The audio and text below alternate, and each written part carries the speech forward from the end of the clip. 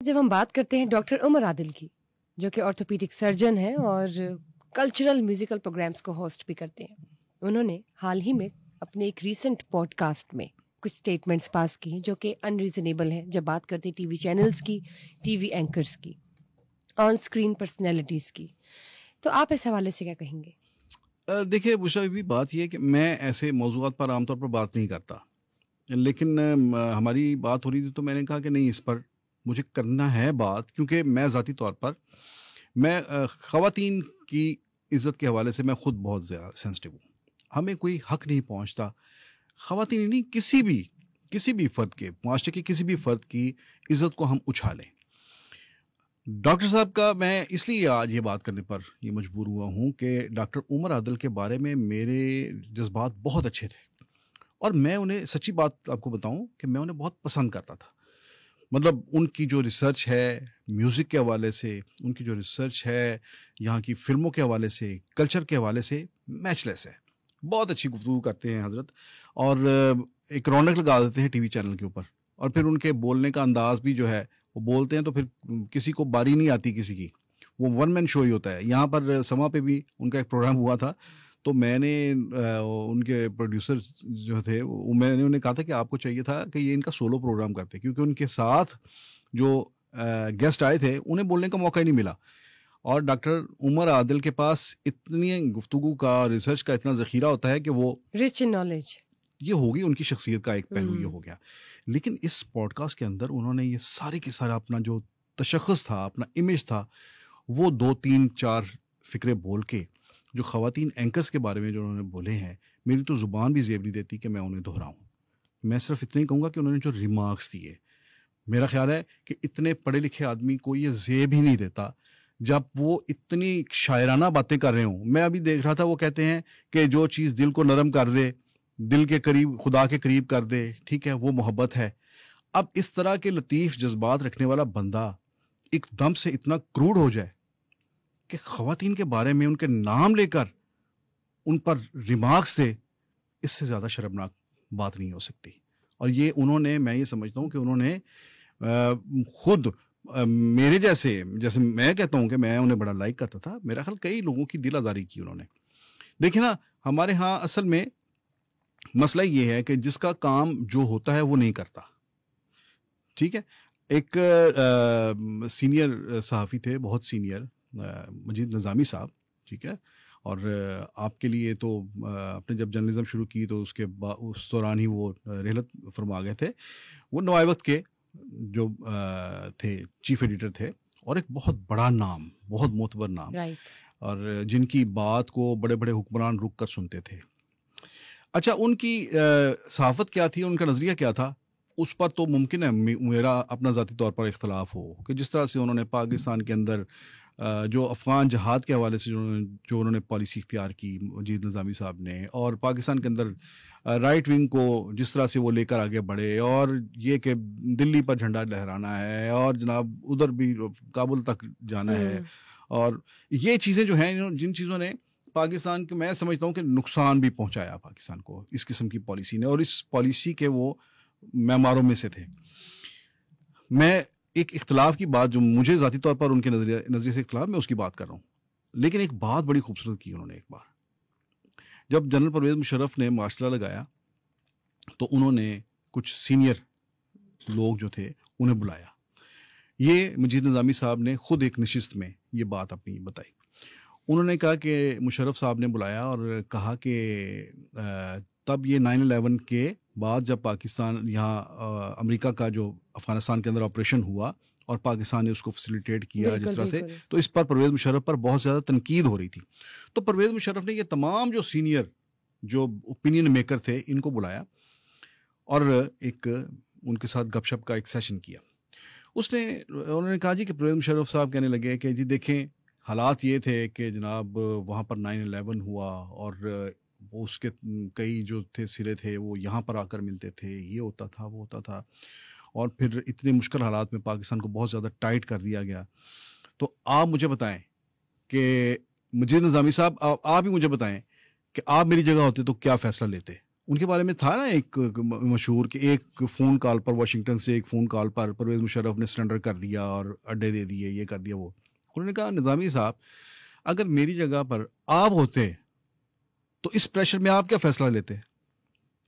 निज़ामी साहब ने कमाल की बात कर दी, बहुत बड़ी बात कर दी। उन्होंने कहा सर, यही तो मसला है कि मैं आपकी जगह होता ही क्यों? उन्होंने कहा सारे मसाइल की जड़ ये है कि आप जहां पर थे, आपने जो टेलीफोन कॉल सुनी, यानी आप उस वक्त मुल्क के सदर थे, ये मुल्क की सदारत का ऐवान सदर आपके लिए नहीं था। कहने का मतलब ये था कि एक फौजी जर्नैल का काम फौजी ऑपरेशन की तरफ ध्यान देना है, ठीक है, उसका काम सियासत करना या हुकूमत का तख्ता उठाना है, जाके ऐवान सदर में बैठना नहीं है। उसने कहा, निज़ामी साहब ने कहा कि असल तो मसला ये है कि मैं आपकी जगह क्यों होता और आप अपनी जगह पर नहीं है, इसलिए ये मसाइल पैदा हुए। मैंने ये बात इसलिए आपको बताई कि यहां पर भी यही मसला है कि जिस बंदे का जो काम है वो नहीं कर रहा। मसलन उमर आदल साहब जो हैं, उनका मैंने बताया, सबसे पहले तो ये कि वो ऑर्थोपेडिक सर्जन है, वो एक डॉक्टर है। अब वो डॉक्टर होते हुए उन्होंने कहा कि मैंने सोचा कि इसी एक ही ज़िंदगी है, इसके अंदर ही मैंने सर्जरी भी करनी है, इसी के अंदर मैंने म्यूज़िक भी करना है, इसी के अंदर मैंने शायरी भी करनी है, इसी के अंदर मोहब्बत भी करनी है, मैंने ये सारा कुछ इसके अंदर करना है। यार ये आप करें, ज़रूर करें, लेकिन इसी ज़िंदगी के अंदर आपने किसी के ऊपर गंद उछालना है, ये तो नहीं आपके लिए, आपको ज़ेब नहीं देता। आप किसी की इज्जत उछाल लें, आपको ये तो ज़ेब नहीं देता। आप तो पढ़े लिखे बाज़ौक़ आदमी हैं। मुझे ये बताएं कि आजकल ये कौन सा एक नया रुझान है कि आप ख़वातीन के बारे में इस तरह की अनरीजनेबल स्टेटमेंट्स या रिमार्क्स पास करते हैं शोहरत हासिल करने के लिए, और शोहरत हासिल करने की कोशिश की जाती है इसके ज़रिए? क्यों ऐसा क्यों हो रहा है आजकल?